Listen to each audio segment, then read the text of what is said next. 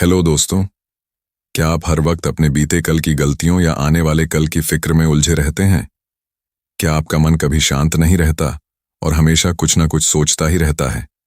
अगर हाँ, तो एकहार्ट टोले की किताब द पावर ऑफ नाउ सिर्फ एक किताब नहीं, बल्कि आपके जीवन की दिशा बदलने वाला एक साधन बन सकती है। ये किताब बताती है कि असली जीवन सिर्फ एक जगह पर घटित होता है, अब में। एकहार्ट टोले का संदेश बड़ा ही सरल लेकिन गहरा है। आप अपने विचार नहीं हैं, आप उससे परे हैं। हमारे मन में हर पल चलने वाले विचार और हमारी पहचान, ये दोनों चीजें मिलकर एक ऐसा भ्रम पैदा करती हैं जिससे हम कभी पूरी तरह से वर्तमान में जी ही नहीं पाते। इस किताब में बताया गया है कि कैसे वर्तमान पल में जीकर हम दुख, तनाव और चिंता से बाहर आ सकते हैं। एक, माइंड और अवेयरनेस में अंतर समझो। लेखक कहते हैं कि हमारा माइंड एक टूल है, लेकिन जब वो हम पर हावी हो जाता है तो वो हमारा मालिक बन जाता है। हमें अपने विचारों को देखना सीखना होगा, न कि हर विचार को सच मान लेना। तो प्रेजेंट मोमेंट की ताकत। ज्यादातर लोग या तो अपने बीते कल में फंसे रहते हैं या भविष्य को लेकर चिंतित रहते हैं, लेकिन सच ये है कि आपके पास सिर्फ अब है। यही एकमात्र क्षण है जिसमें आप कुछ कर सकते हैं, कुछ बदल सकते हैं और वास्तव में जी सकते हैं। 3, पेन बॉडी की कंसेप्ट। टोले बताते हैं कि हमारे भीतर एक पेन बॉडी होता है। ये हमारे सारे पुराने दुखों और दर्दों का संग्रह होता है। जब हम वर्तमान में नहीं होते तो ये पेन बॉडी हमें बार बार उसी दर्द में फंसा देता है। 4, इनर पीस की शुरुआत अवेयरनेस से होती है। जब हम अपने भीतर की आवाज को सुनना शुरू करते हैं और विचारों को सिर्फ एक ऑब्जर्वर की तरह देखने लगते हैं, तभी सच्ची शांति शुरू होती है। 5, ईगो क्या है और ये कैसे हमारा वर्तमान नष्ट करता है। ईगो हमेशा तुलना करता है, हमेशा खुद को अलग और बेहतर साबित करना चाहता है। लेकिन ईगो की असली ताकत होती है अतीत और भविष्य में उलझाना। जब हम अब में रहते हैं, ईगो खुद ही कमजोर हो जाता है। 6, मेडिटेशन का मतलब सिर्फ ध्यान नहीं है। एकहार्ट बताते हैं कि हर वो क्षण जब आप पूरी तरह से जागरूक हैं, वही मेडिटेशन है। जब आप खाने के स्वाद को महसूस करते हैं, जब आप चलते हुए अपने कदमों की आहट को सुनते हैं, वही सच्चा ध्यान है। 7, सरेंडर मतलब हार मानना नहीं, बल्कि स्वीकार करना है। लेखक बताते हैं कि जब आप किसी स्थिति को पूरी तरह स्वीकार कर लेते हैं, तो एक अलग ही ऊर्जा उत्पन्न होती है। उस स्थिति को बदलने की शक्ति वहीं से मिलती है। जब भी मन भटके, अपने सांसों पर ध्यान दीजिए। यही आपको अब मिलाता है। हर बार जब आप दुखी होते हैं, सोचिए, क्या मैं वास्तव में इस पल में जी रहा हूं या किसी बीती या आने वाली बात में उलझा हूं। खुद को विचारों से अलग देखना शुरू कीजिए। आप अपने विचार नहीं हैं। एकहार्ट टोले की द पावर ऑफ नाउ सिर्फ एक किताब नहीं, बल्कि एक जागरण है। यह आपको सिखाती है कि जीवन को कैसे जिया जाए, न कि बस गुजारा जाए। जब आप इस सच को समझते हैं कि आपके पास सिर्फ वर्तमान क्षण ही है, तभी असली आजादी शुरू होती है। अब सोचिए, क्या आप अभी भी अपने मन के गुलाम बने रहना चाहते हैं या अब में जागकर जीना शुरू करना चाहेंगे? Chapter 1, you are not your mind. आप अपने मन नहीं हैं। दोस्तों, आपने कभी सोचा है, वो आवाज जो हर वक्त आपके दिमाग में बातें करती रहती है, जो कभी कहती है तू कुछ नहीं कर सकता, तो कभी कहती है काश मैं ऐसा करता। क्या वो वाकई आप हैं? एकहार्ट टोले इस पहले अध्याय में एक चौंकाने वाली बात कहते हैं। आप अपने विचार नहीं हैं, आप अपने मन नहीं हैं, आप उससे कहीं ज्यादा गहरे हैं। माइंड से खुद को अलग समझना। टोले कहते हैं कि ज्यादातर लोग अपने विचारों से पूरी तरह जुड़ जाते हैं, जैसे मानो उनका विचार ही उनकी पहचान हो। लेकिन यही सबसे बड़ी भूल है। जब हम हर विचार को सच मानने लगते हैं, तब हम उसके गुलाम बन जाते हैं। लेकिन जब हम सोचते समय ये महसूस करते हैं कि मैं एक विचार सोच रहा हूं, तो एक दूरी बनती है, एक अवेयरनेस, और वहीं से हमारे अंदर जागरूकता की शुरुआत होती है। Thoughts versus consciousness. टोले 2 शब्दों पर जोर देते हैं, माइंड मस्तिष्क यानी लगातार सोचता हुआ हिस्सा, कॉन्शियसनेस चेतना यानी वो जो सब कुछ देख रहा है, जो बस गवाह है। आपकी चेतना ही असली आप है। न कि वो विचार जो आपके दिमाग में चल रहे हैं। पेन एंड सफरिंग कैसे शुरू होता है? जब हम मन के हर विचार को पकड़कर बैठ जाते हैं, तब वो हमें भविष्य की चिंता और बीते कल के पछतावे में उलझा देता है। यही मन का खेल है। वो आपको अब में नहीं रहने देता, और जब हम अब में नहीं होते, तब जीवन की सच्ची शांति से भी दूर हो जाते हैं। एखार्ट टोल कहते हैं, When you watch the thinker, you awaken। मतलब, जब आप अपने विचारों को सिर्फ देखना शुरू करते हैं, तभी आप जागना शुरू करते हैं। इस अध्याय में एक छोटा सा अभ्यास भी सुझाया गया है। कुछ पल के लिए रुकिए, गहरी सांस लीजिए और अपने विचारों को जैसे कोई बाहर बैठा हुआ इंसान देख रहा हो, वैसे देखिए।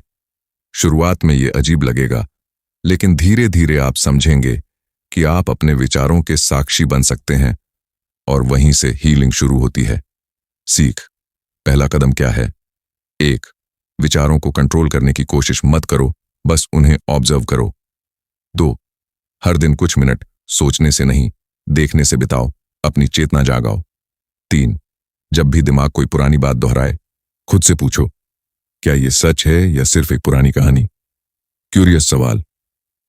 अगला चैप्टर सुनने को मजबूर कर देगा। अगर मैं अपने विचार नहीं हूं, तो फिर मैं कौन हूं?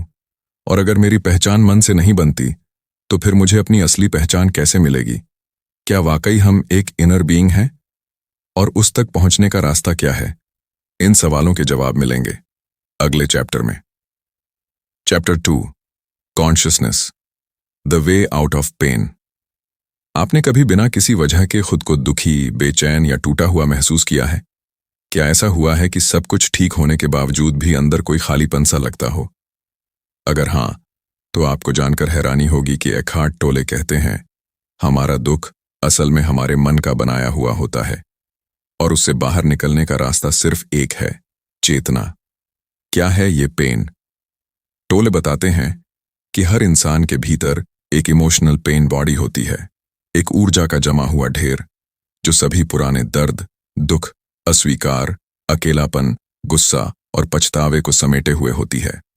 ये पेन बॉडी तब एक्टिव हो जाती है जब हम किसी नकारात्मक विचार, याद या परिस्थिति से जुड़ते हैं, और फिर शुरू होता है वही पुराना दुख, वही चिंता, वही बेचैनी। इसलिए कई बार हमें लगता है, मुझे समझ नहीं आ रहा कि मैं दुखी क्यों हूं, दर्द कैसे बना रहता है। टोले कहते हैं, हमारा माइंड पेन को बनाए रखता है, क्योंकि हम बार बार अतीत की घटनाओं को दोहराते हैं, बार बार खुद को पीड़ित की तरह सोचते हैं, और बार बार उसी दर्द से अपनी पहचान जोड़ते हैं। जब हम कहते हैं, मेरे साथ ये बुरा हुआ था, हम अपने आप को उसी कहानी में फिर से डाल देते हैं, और वो दर्द फिर से जीवित हो जाता है। चेतना ही रास्ता क्यों है? एखार्ट कहते हैं, pain can only feed on pain, pain can not feed on joy, it finds it quite indigestible. मतलब, जब आप पूर्ण रूप से जागरूक होते हैं, अब के पल में, अपने विचारों के प्रति सजग, अपने भीतर के दुख को बस देखते हुए, तो वो पेन बॉडी कमजोर पड़ने लगती है। जैसे ही आप अपने दुख को देखना शुरू करते हैं, आप उससे अलग हो जाते हैं, और जब आप दुख नहीं बल्कि उसका गवाह बनते हैं, तब वो दुख आप पर हावी नहीं हो सकता। दर्द से निकलने की प्रक्रिया क्या है? 1. ऑब्जर्व करें, भागे नहीं। जब कोई दुख या असहज भावना आए, उससे डर कर न भागें, उसकी तरफ देखें, उसे पहचानें। अभी मेरे भीतर गुस्सा है, इतना कह देने से ही दर्द से दूरी बन जाती है। 2. प्रेजेंट में आएं। दर्द हमेशा बीते या भविष्य के समय से जुड़ा होता है। इस पल में क्या सब कुछ ठीक है? खुद से ये पूछिए। 99% बार जवाब होगा हाँ। 3. No resistance, no suffering. Eckhart कहते हैं, where there is resistance there is suffering. यानी जो चीज आप स्वीकार नहीं कर रहे, वही आपको दुख दे रही है। शांत बैठना ही समाधान की शुरुआत है। एक सरल अभ्यास। 5 मिनट अकेले बैठिए, गहरी सांस लीजिए, जो भी भावना आए बस देखें, स्वीकार करें, नाम दें। गुस्सा, चिंता, डर, बिना प्रतिक्रिया दिए बस देखें। धीरे धीरे वो भावना हल्की हो जाएगी। इस अध्याय से क्या सीखें? आपका दुख आप नहीं है, वो आपके भीतर एक अस्थायी ऊर्जा है। आप उस दुख को ऑब्जर्व कर सकते हैं, और वहीं से हीलिंग शुरू होती है। खुद को पीड़ित समझना बंद कीजिए, आप पीड़ा से बहुत बड़े हैं। क्यूरियस सवाल जो अगले अध्याय की ओर खींचेगा। अब जब हमने जाना कि हम अपने दर्द नहीं हैं, तो अगला सवाल ये उठता है, क्या हम अपने मन और शरीर से भी परे कुछ हैं? क्या हमारे भीतर कोई इनर स्पेस है जो पूरी तरह शांत और स्थिर है? अगर हाँ, तो उस इनर स्पेस से जुड़ने का तरीका क्या है? क्या हम जीवन में हर स्थिति को भीतर की शांति से देख सकते हैं? इन सवालों का जवाब मिलेगा अगले अध्याय में। तो अगले भाग में जरूर जुड़िए और जानिए द पावर ऑफ नाउ का अगला गहरा सच। Chapter 3 moving deeply into the now. हमने जाना कि अब में रहना ही असली शक्ति है, लेकिन सवाल यह है, क्या सिर्फ अब के बारे में जान लेना ही काफी है, या फिर हमें उसमें गहराई से उतरना होगा? एकहार्ट टोले इस अध्याय में कहते हैं, awareness of the present moment must become your dominant state of consciousness. यानी वर्तमान में रहना सिर्फ एक अभ्यास नहीं, बल्कि जीवन का मूल तरीका होना चाहिए। Time versus now. क्या फर्क है? टोले समय को 2 भागों में बांटते हैं। 1, क्लॉक टाइम, घड़ी का समय। इसका उपयोग हम जीवन की योजना बनाने, अपॉइंटमेंट तय करने, ट्रेन पकड़ने जैसे कामों के लिए करते हैं। ये जरूरी है, लेकिन तभी तक जब तक ये सिर्फ उपकरण बना रहे। 2, साइकोलॉजिकल टाइम, मनोवैज्ञानिक समय। जब हम अतीत में पछताते हैं या भविष्य को लेकर चिंतित रहते हैं, तब हम मन में समय के फंदे में फंस जाते हैं। यही असली समस्या है। एकहार्ट कहते हैं, past and future are illusions, real life is only in the now. मतलब असली जीवन सिर्फ इस पल में घटता है। वर्तमान में कैसे उतरें? अभ्यास का तरीका। 1, अपने शरीर की सेंसेशंस को महसूस करें। अभी इसी पल में बैठिए, अपनी हथेलियों, पैरों और सांस की अनुभूति पर ध्यान दें। जब आप अपने शरीर को भीतर से महसूस करते हैं, तब आप अब में आ जाते हैं।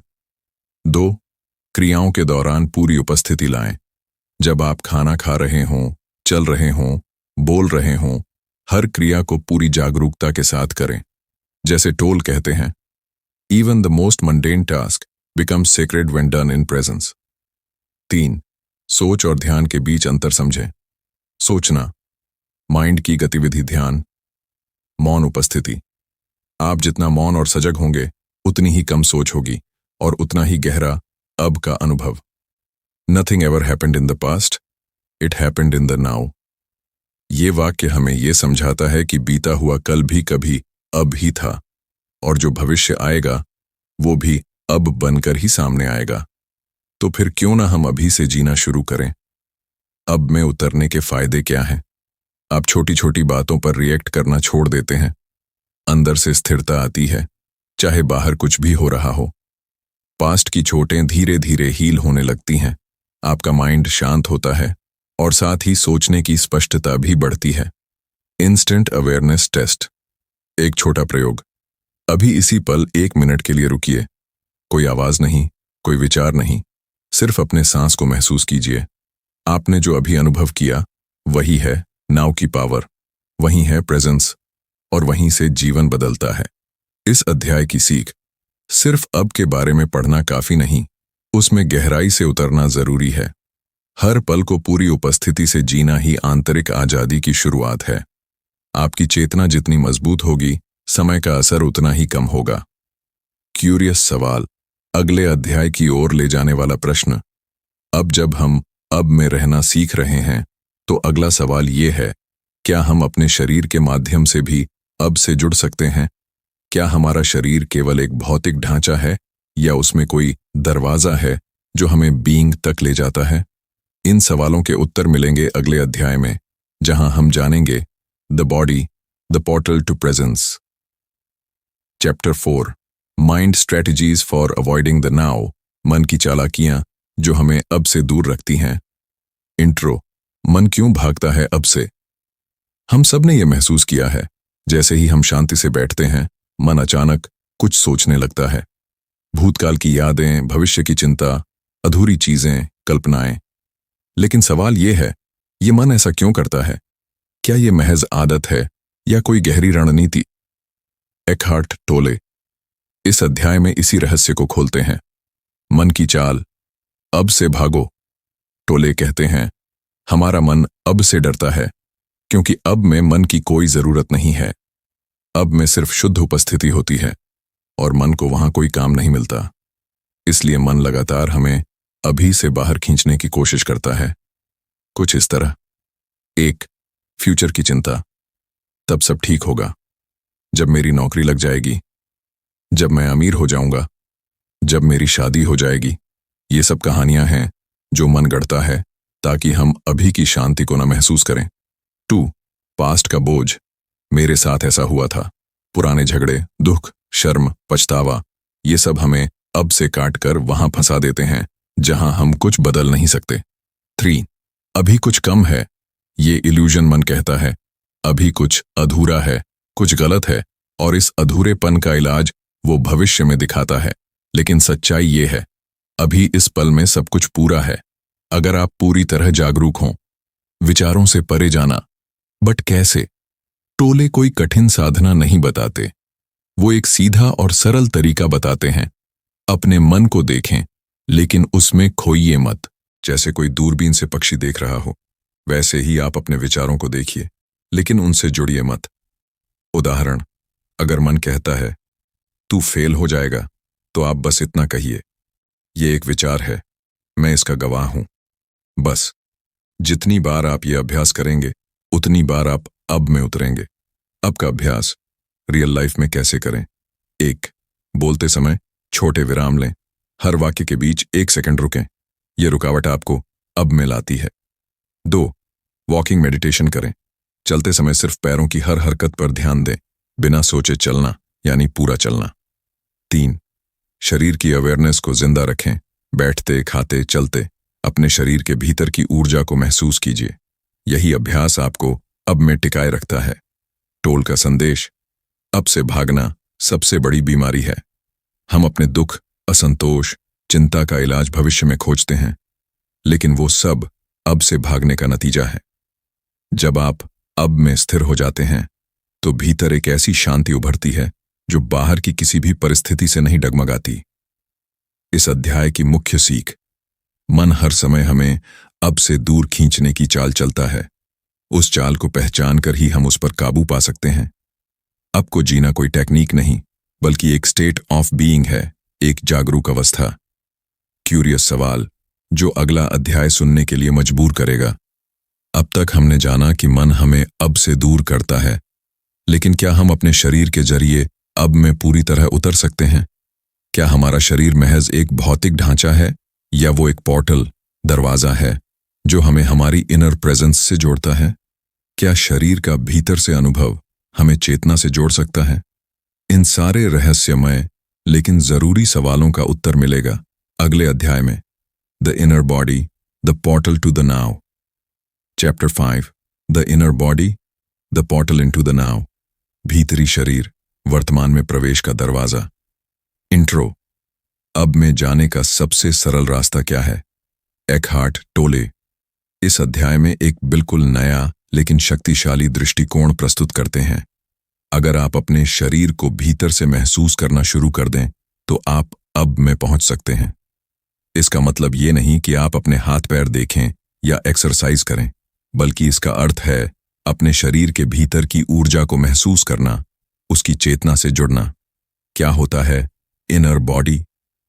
टोले बताते हैं कि हम सबका एक भीतरी शरीर होता है, जो हमारी त्वचा के अंदर हड्डियों, मांसपेशियों, रक्त और नाड़ियों से भी परे है। ये एनर्जी फील्ड या वाइटल लाइफ फोर्स है जो शरीर को जीवित रखती है।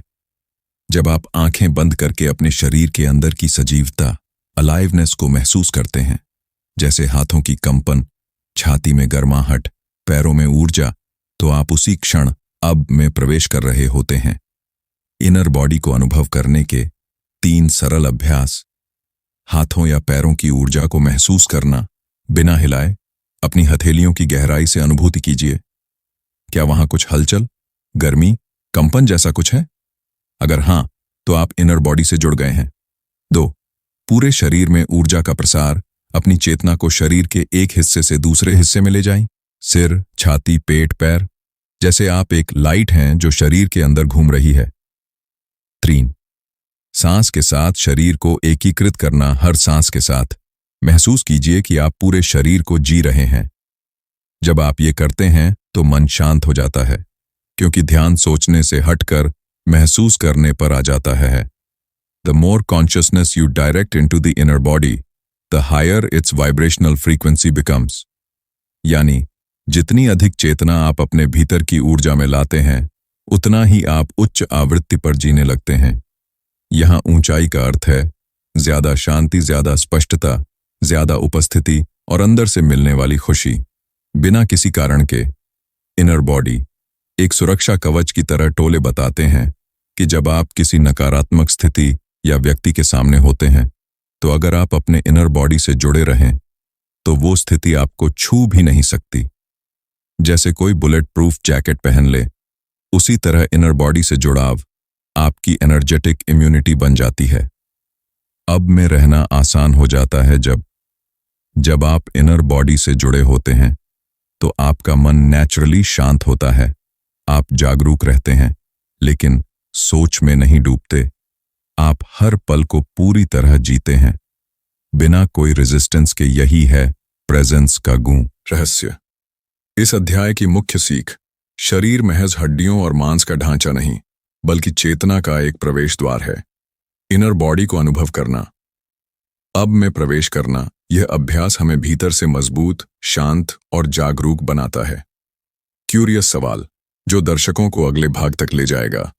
अब जब हमने जाना कि शरीर के भीतर उतरकर हम अब में आ सकते हैं, तो अगला सवाल है, क्या हम रिश्तों, रिलेशनशिप्स में भी अब की शक्ति का उपयोग कर सकते हैं? क्या जागरूकता से हमारे रिश्तों में भी बदलाव आ सकता है? क्या अब में जीने वाला व्यक्ति अपने पार्टनर, परिवार या दोस्तों के साथ भी गहरे स्तर पर जुड़ सकता है? इन सवालों के जवाब मिलेंगे अगले अध्याय में। Past pain, dissolving the pain body through relationships. Chapter 6, the pain body, दर्द का शरीर, हमारी भीतरी पीड़ा का जाल। इंट्रो, क्या हमारी भावनाएं ही हमें तोड़ती हैं? एकहार्ट टोले एक चौंकाने वाली बात कहते हैं, हमारे भीतर एक पेन बॉडी होता है, एक ऐसा भावनात्मक ढांचा जो हमारे अतीत के सभी दुखों और असहनीय अनुभवों को जमा करके बैठा है। जब आप दुखी होते हैं, क्रोधित होते हैं, चिड़चिड़े होते हैं, तो ये आप नहीं हैं, बल्कि आपकी पेन बॉडी सक्रिय हो गई है।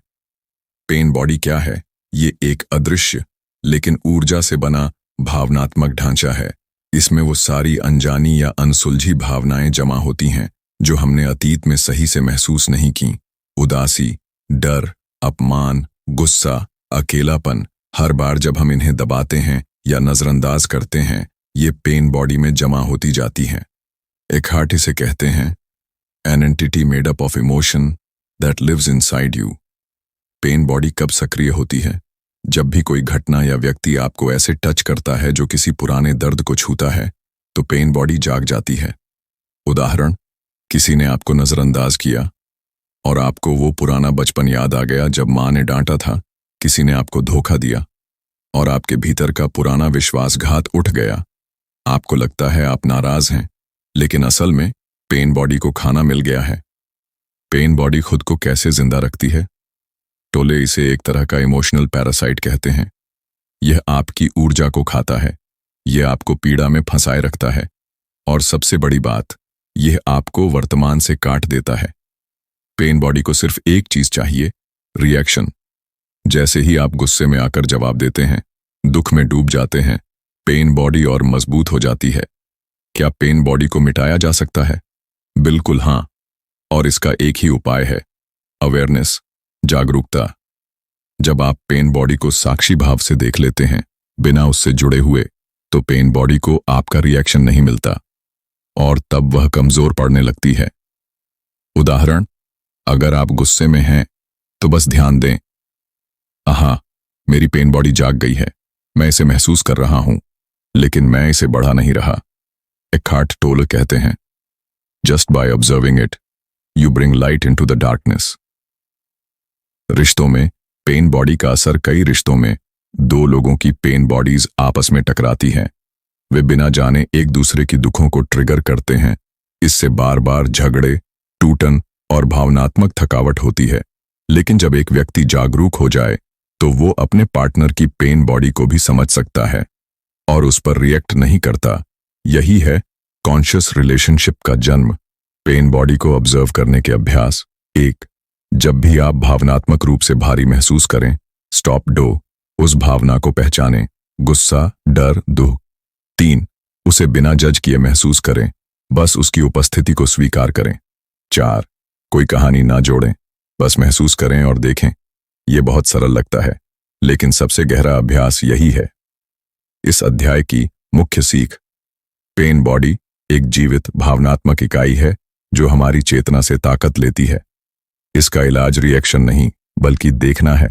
जागरूकता की रोशनी में हर दर्द पिघलने लगता है। जागरूकता ही मुक्ति है। यही अब की असली शक्ति है। क्यूरियस सवाल जो अगले भाग के लिए दर्शकों को जोड़ेगा। अब जब हमने जाना कि पेन बॉडी हमारे भीतर की छुपी हुई पीड़ा है, तो सवाल यह है, क्या हम आत्मा, बीइंग से भी कटे हुए हैं? क्या जीवन सिर्फ मन और शरीर तक सीमित है, या इसके परे भी कुछ है? क्या बीइंग के साथ जुड़ना हमें पूरी तरह आजाद कर सकता है? इन सभी रहस्यों से पर्दा उठेगा अगले अध्याय में। Chapter 7, portals into the unmanifested, अप्रकट सत्य के द्वार, बीइंग की शक्ति को पाना। इंट्रो। क्या सिर्फ दिखाई देने वाली चीजें ही असली हैं? हम जो देखते, सुनते, छूते हैं, क्या बस वही हमारा जीवन है? एखार्ट टोल कहते हैं कि इसके परे भी कुछ है, एक अनमैनिफेस्टेड रियलिटी, यानी एक ऐसी अवस्था जो दिखती नहीं मगर सबसे सच्ची है। उसी को वो बीइंग या प्रेजेंस कहते हैं। क्या है अनमैनिफेस्टेड? यह कोई चीज नहीं है, यह स्थिति है, यह पूर्ण शांति, शुद्ध उपस्थिति, शून्यता में चेतना है। जब आप मन के पार, विचारों के पार और इंद्रियों के पार चले जाते हैं, तभी आप इस अनमैनिफेस्टेड को अनुभव कर सकते हैं। एखार्ट कहते हैं, you are not in the now, you are the now. अब सवाल है, इस स्थिति तक कैसे पहुंचा जाए? इसके लिए टोले कुछ पोर्टल्स यानी द्वार बताते हैं, जिनके जरिए आप बीइंग को छू सकते हैं। 1. इनर बॉडी, फिर से याद दिलाना। जब आप शरीर के अंदर की ऊर्जा को महसूस करते हैं और बाहरी दुनिया की जगह अंदर की कंपन को सुनते हैं, तो आप अप्रकट की दहलीज पर होते हैं। ये अभ्यास न सिर्फ आपको अब में लाता है, बल्कि आपको बीइंग के बहुत करीब ले जाता है। 2. डीप ड्रीमलेस स्लीप, बिना सपने की नींद। जब आप गहरी नींद में होते हैं लेकिन सपना नहीं देख रहे होते, उस वक्त आप विचारों से पूरी तरह मुक्त होते हैं और फिर भी आप होते हैं। बीइंग उसी अवस्था का अनुभव है, लेकिन फर्क ये है, नींद में आप अवचेतन होते हैं, बीइंग में आप सुपर जागरूक होते हैं। 3. स्टिलनेस, मौन और स्थिरता। एखार्ट कहते हैं, stillness is the language God speaks. जब आप किसी जगह पर बस स्थिर हो जाएं, बिना भागे, बिना कुछ सोचे, बिना किसी लक्ष्य के, तो आप बीइंग के संपर्क में आते हैं। मौन सिर्फ बाहरी नहीं, भीतरी होना चाहिए। श्योर, कॉन्शियस ब्रीदिंग, सांस में उपस्थिति। जब आप हर सांस को पूरे होश के साथ महसूस करते हैं, इनहेल और एक्सहेल को जैसे आप कोई पूज्य क्रिया समझकर करें, तो वही सांस आपको बीइंग से जोड़ती है। सांस, शरीर और चेतना तीनों को एक धागे में पिरो देती है। अनमैनिफेस्टेड से जुड़ने के फायदे क्या हैं? 1. भीतर की शांति, जो बाहरी हालात से नहीं डगमगाती। 2. डर और मौत का अंत, क्योंकि बीइंग कभी मरती नहीं। 3. सच्चे प्रेम और करुणा की उत्पत्ति, बिना किसी शर्त के। 4. मन की गुलामी से मुक्ति और आत्मा की स्वतंत्रता। बीइंग को पाने का मतलब है असली जीवन में उतरना, जहां सिर्फ होना ही काफी होता है, लेकिन एक चेतावनी भी है। टोले कहते हैं कि अनमैनिफेस्टेड तक पहुंचने की लालसा भी अगर मन कर रहा है, तो आप फिर से उसी जाल में फंस गए। बीइंग को पाया नहीं जाता, उसे जिया जाता है। इस अध्याय की मुख्य सीख, आप सिर्फ शरीर या मन नहीं हैं, आप उस चेतना का अंश हैं जो सबके भीतर है। बीइंग को छूने के कई रास्ते हैं। शरीर की चेतना, मौन, गहरी नींद जैसी अवस्थाएं। जब आप उस स्थिति से जुड़ते हैं, तो जीवन एकदम बदल जाता है। आप सिर्फ जीते नहीं, बल्कि जागरूकता से जलते हैं। क्यूरियस सवाल जो अगले भाग के लिए दर्शकों को तैयार करेगा।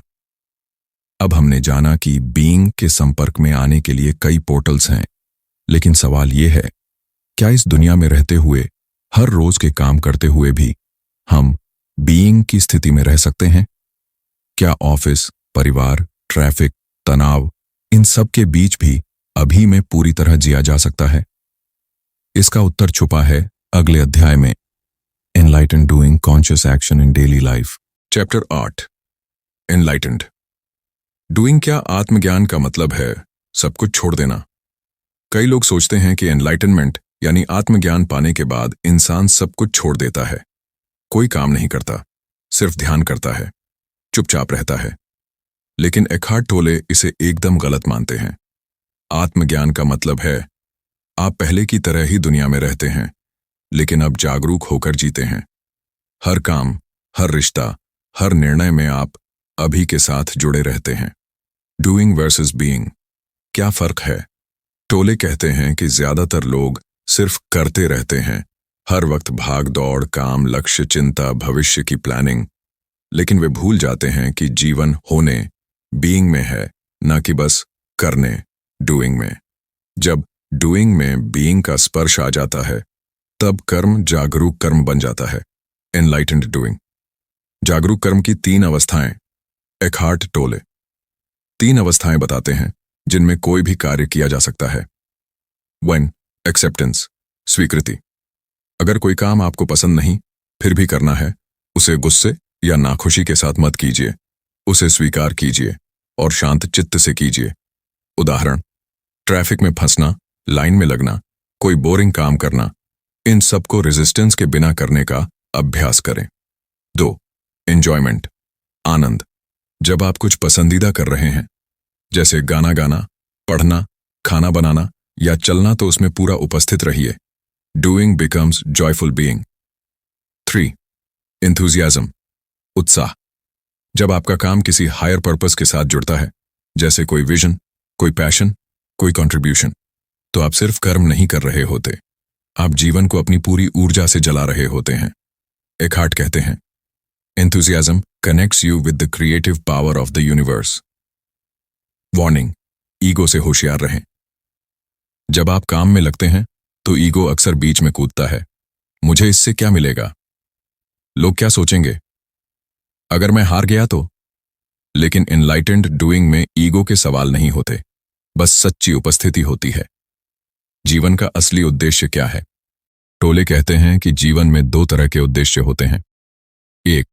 आउटर पर्पस, बाहरी उद्देश्य, जैसे पैसा कमाना, परिवार चलाना, सफलता पाना, लक्ष्य तय करना।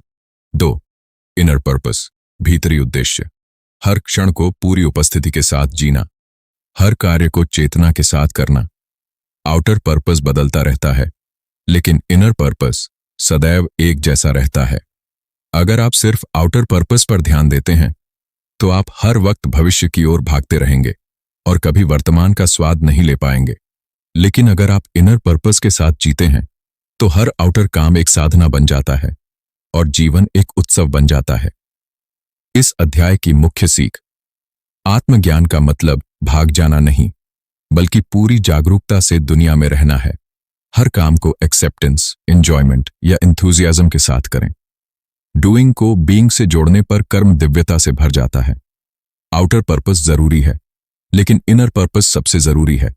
अब कुछ जीवन बदलने वाले सुझाव, ताकि दर्शक इस ज्ञान को जी सकें। 1. हर दिन का एक पल खुद के साथ बिताइए। कोई मोबाइल नहीं, कोई प्लान नहीं, बस बैठिए और शरीर को भीतर से महसूस कीजिए। 2. सांसों पर ध्यान देना शुरू कीजिए। दिन में 3 बार 1 मिनट के लिए बस सांस को महसूस कीजिए, यही अब है। 3. हर कार्य में उपस्थिति लाइए। खाना खाते समय सिर्फ खाइए, चलने के समय सिर्फ चलिए, बात करते समय सिर्फ सुनिए। 4. पेन बॉडी को ऑब्जर्व करना सीखिए। जब गुस्सा, उदासी या दुख उठे तो बस देखिए, ये मेरी पेन बॉडी है, मैं नहीं। 5. इस किताब को बार बार सुनिए या पढ़िए। हर बार नई परतें खुलेंगी और हर बार आप अब के और करीब आ जाएंगे। Final message, the power of now का सार। अतीत एक स्मृति है, भविष्य एक कल्पना है, केवल अब ही सच्चा जीवन है। अगर आप हर दिन कुछ पल भी अब में रहना शुरू कर दें, तो धीरे धीरे वही पल आपका संपूर्ण जीवन बन जाएगा। दर्शकों को एक आखिरी प्रेरक वाक्य, अगर आप अब में नहीं हैं, तो आप कहीं भी नहीं हैं। तो क्यों ना यहीं अभी जीना शुरू करें। तो दोस्तों, अब सफर यही खत्म नहीं होता, बल्कि यहीं से असली जीवन की शुरुआत होती है। आपने द पावर ऑफ नाउ के हर अध्याय में जाना कैसे हमारी जिंदगी बीतती चली जाती है, कभी अतीत में पछताने में, कभी भविष्य की चिंता में खो जाने में। लेकिन जिंदगी सिर्फ एक जगह पर होती है, अभी में, ना बीते हुए कल में, ना आने वाले कल में। हो सकता है इस किताब को सुनकर आपकी जिंदगी एक पल में न बदले, लेकिन अगर आप रोज सिर्फ कुछ मिनट भी अब में जीना शुरू करें, तो आने वाले दिनों में आपकी जिंदगी वो बन सकती है जिसका आपने सिर्फ सपना देखा था। जब अगली बार आप टेंशन में हों, जब मन बार बार उलझे, तो एक पल रुकिए, सांस लीजिए और पूछिए, क्या मैं इस पल में पूरी तरह से मौजूद हूं? बस यही सवाल आपकी जिंदगी की दिशा बदल सकता है। अगर ये वीडियो, ये किताब या इसकी कोई एक बात भी आपके दिल तक पहुंची हो, तो इसे सिर्फ अपने तक मत रखिए। इसे अपने दोस्तों, परिवार या किसी ऐसे इंसान के साथ जरूर शेयर कीजिए जो अंदर से टूटा हुआ है, उलझा हुआ है, या फिर बस कुछ सुकून चाहता है। और अगर आपने अभी तक हमारे चैनल बुक मिंट को सब्सक्राइब नहीं किया है, तो अभी कर लीजिए, क्योंकि हम यहाँ सिर्फ किताबों की बातें नहीं करते, हम यहाँ जिंदगी बदलने वाले खजानों की खोज करते हैं। आखिर में सिर्फ एक बात याद रखना, जिंदगी छोटी नहीं होती, हम ही उसे छोटी तरीके से जीते हैं। अब वक्त आ गया है बड़े तरीके से जीने का, अब मैं जीने का। अगली किताब कौन सी होनी चाहिए, नीचे कमेंट में जरूर बताइए। और हाँ, अब में रहिए, स्वस्थ रहिए और चेतना के साथ जिए। मिलते हैं एक नए ज्ञान, एक नए सफर के साथ। तब तक के लिए नमस्कार।